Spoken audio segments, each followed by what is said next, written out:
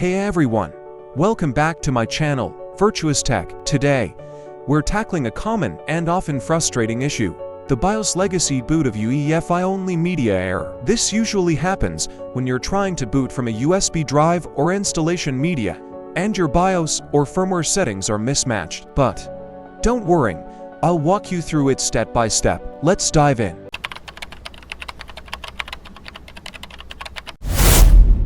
So, first of all, go to Rufus and click Select to open Windows ISO file.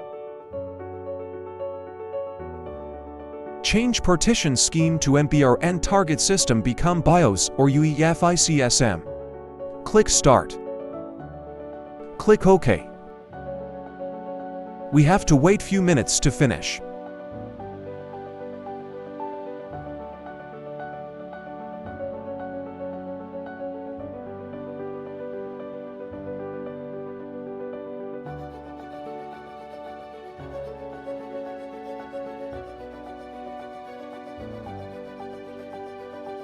When status has finished, you can close. OK.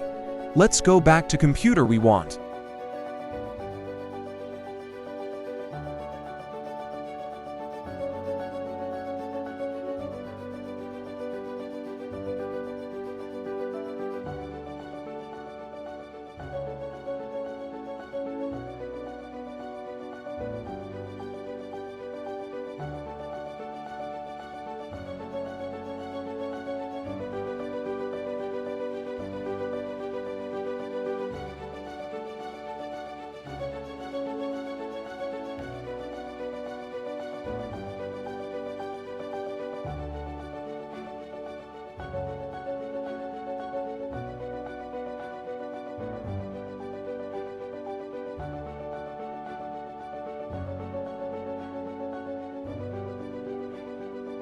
BIOS legacy boot of UEFI-Only media error doesn't appear.